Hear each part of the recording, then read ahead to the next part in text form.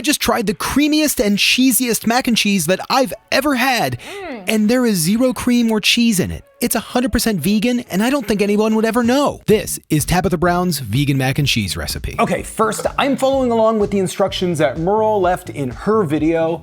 Merle, thanks for figuring these out. I'm excited to try this. Now, the only thing I'm worried about is Monica and I had some Daiya mac and cheese the other night. I remember an old version of Daiya mac and cheese that I used to love, but it wasn't that great. We had the cheddar version. I haven't tried this 4-cheese one yet, but for this one here, we're gonna use the Daiya cheese. I have the new shreds, the very new ones that say melt like dairy. These are made from oat cream. Now, I tried the cheddar shreds. I was gonna make a whole video about the taste test, but I tossed the video out because I thought these were terrible. I'm curious to see how it comes out in this mac and cheese. Merle really liked it. Let's get going.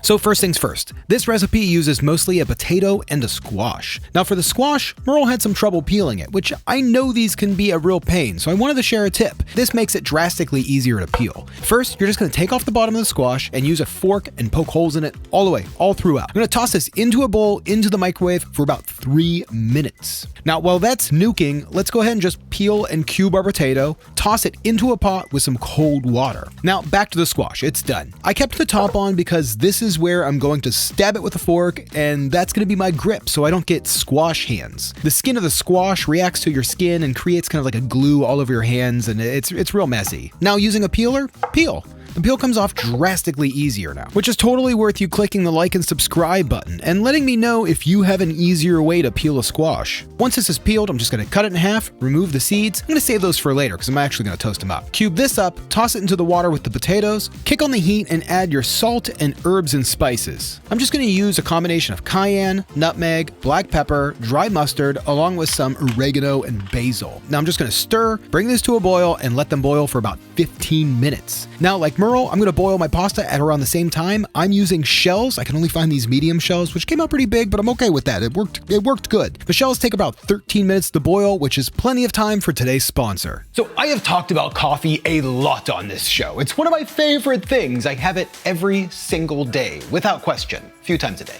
And I'm always looking for ways to make my coffee even better. And that's why I'm switching to AeroPress. AeroPress is like a French press, only better. It's the only press that uses patented 3-in-1 brew technology, combining several of the best brewing methods into one portable device. You end up with a unique, smooth, rich, full-bodied cup without the bitterness and grit found in other presses. And my favorite part, besides the great tasting coffee, is how well it travels. So you never have to deal with terrible coffee while you're traveling, like at hotels or your parents' house. Sorry, Mom.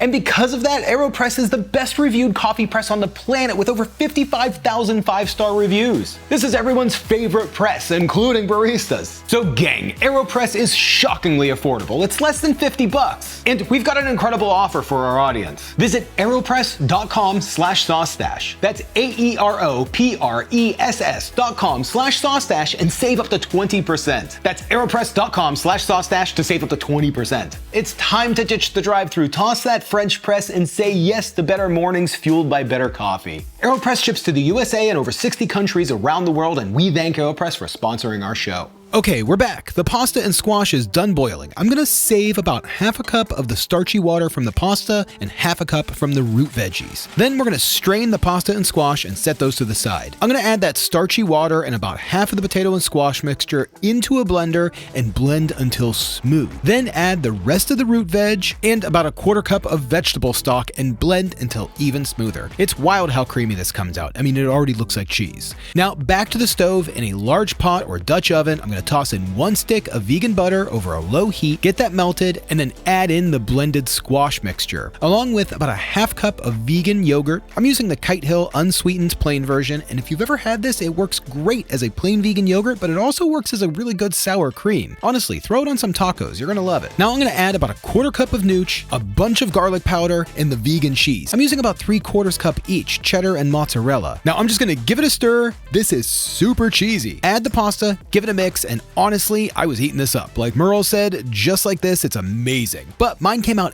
extra, extra creamy. And I wanted to bake it and dry it out, so let's see how that goes. I'm gonna throw it in the oven with the broiler on just to kind of let it brown up on the top, dry out a bit, and I'm gonna toss on a little bit more of the vegan cheese. I'm gonna use the mozzarella here just so there's some color variation. And honestly, after a few minutes, this looks amazing. The cheese melted okay, but once we mix it up, I'm gonna toss this into a bowl, top it with a bit of smoked paprika, and now let's see what Monica has to say. Cheers.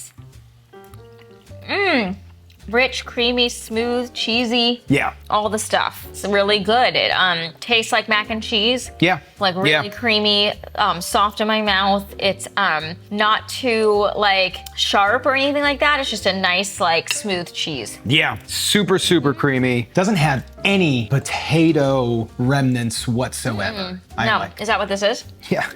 Oh yeah, But this really, is great. yeah, there's no potato remnants whatsoever. There is vegan cheese in here, not much, a decent amount. It's the Daya vegan cheese. Okay. Now, I said at the beginning of this, you and I just had the Daya mac and cheese a few days ago.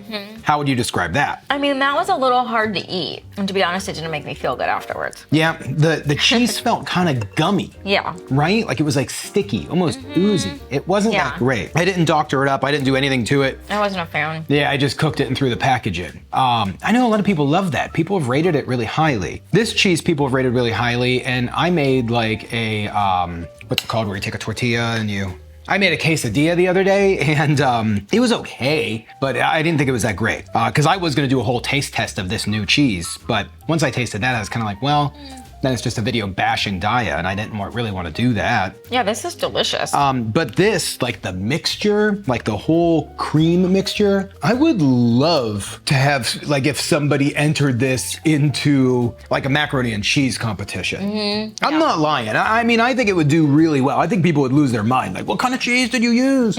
Yeah, this is really good. I'm loving it. This is excellent. I'm giving it a 10 out of 10. No, I'm me giving too. it a 10 out of 10. 10. Yeah, this is getting a 10. Now, I know Merle said when she baked hers, all it did was kind of dry it out and she didn't think it needed it. I think it just depends. Like, I had way too much cream towards macaroni in the beginning, so I'm glad that I baked it. I think if you mix yours up and you don't have, it's like yours isn't as creamy, maybe just leave it how it was, because I'll tell you that it's just as good either way. Yeah, I wouldn't make any changes. No, I love this.